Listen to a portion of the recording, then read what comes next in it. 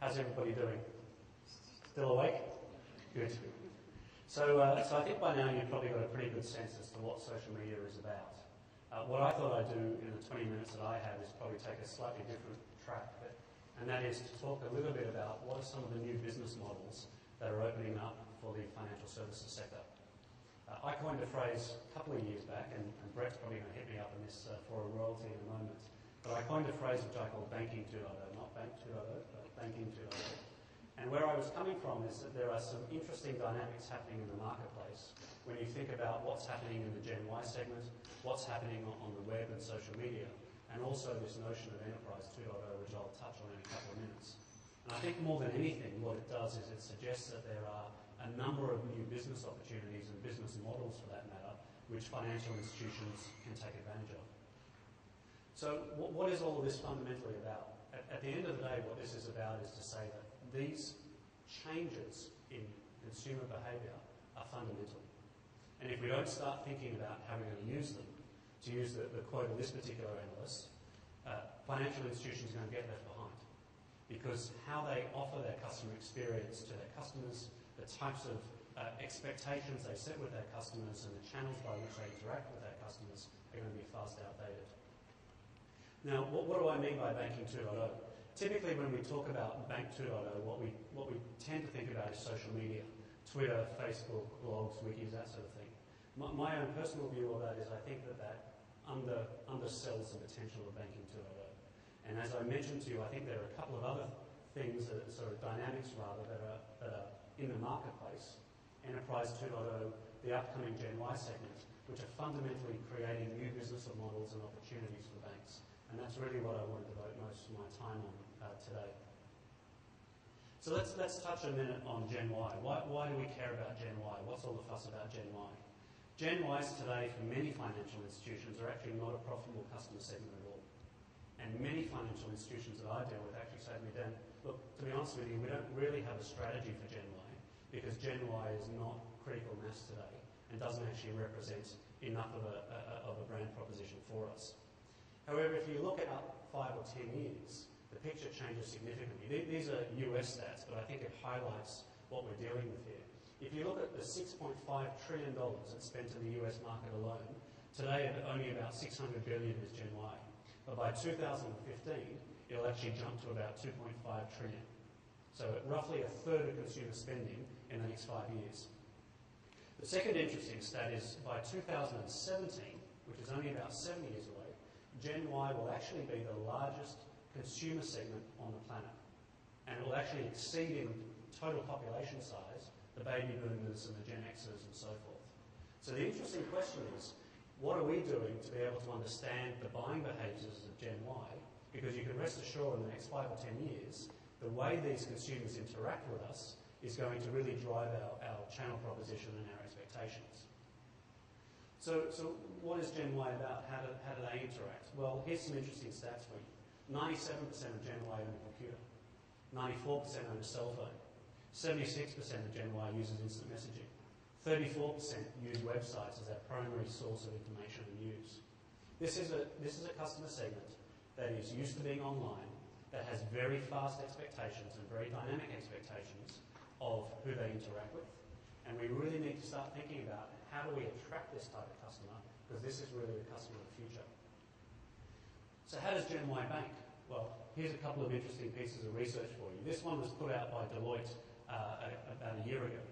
Deloitte did a survey of each of the major consumer segments. Apologies, it's a little bit blurred, so I'll explain it to you.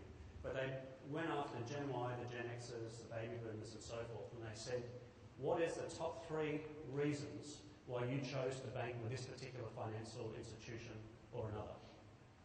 What was the top 3 reasons? Recommendations from family, recommendations from friends, and the third recommendation was recommendation from my social network. What were the 2 bottom reasons? Anyone have a guess? First of all, bank advertising. Second of all, a recommendation from the bank themselves. So what does this highlight? It highlights that there is an element of mistrust between the Gen Y and the bank, and it really highlights the importance of the social network, the friends and the family in making product recommendation. When you then look at the types of banking activity then that GenY has, and this sort of compares it with some of the other types of customer segments, on the left-hand side what you'll see about GenY today is the type of banking products they have are actually pretty simple. They're savings accounts, term deposits by and large. Very little in terms of pension planning, very little in terms of brokerage, etc., etc. You look at the other side of the spectrum, which is your baby boomers, you see a very different product mix. And this really highlights the opportunity for many institutions as they move the customers through that life cycle over to where the baby boomers are today. So that's trend one. What's trend two? Well, what's this enterprise 2.0 that I've introduced to you? For those of you that are in IT, I'm going to say something which is slightly offensive. I don't mean any offence. I'm a technologist as well. But I want to put something on the table, which is that for many of us in technology, the reality is we have actually delivered very little innovation to the organisations we've worked for in the last 20 years. What have we been doing in the last 20 years? We've been automating business processes. We implemented ERP, we implemented supply chain, we implemented CRM, we implemented core banking. And what was that fundamentally about? It was around process efficiency and to try and drive automation of business processes. Question is, did it actually generate any benefit to the customer?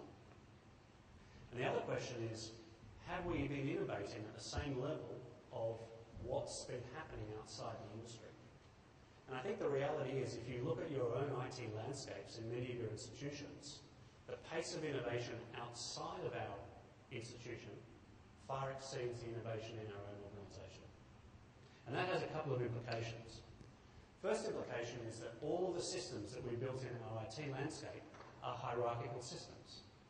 They are designed to automate a business process. A business process says, I start a set of work, it gets assigned to a queue, it gets routed to somebody else does some approval, and so forth.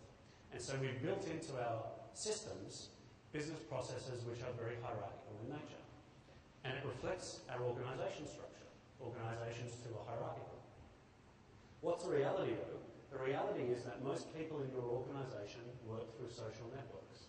They don't work according to hierarchical structures. They work according to who they know in the organisation. They come together at points in time and they collaborate around a specific initiative. And so the biggest challenge that many of the banks are going to find moving forwards is how do they change their systems so that instead of mimicking a hierarchy, they mimic the social network.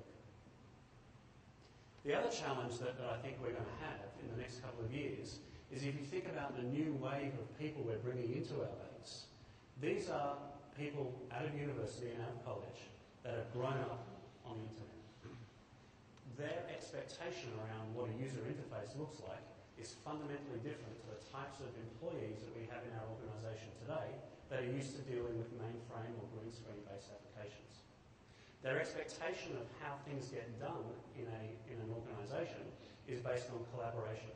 It's not based on hierarchy.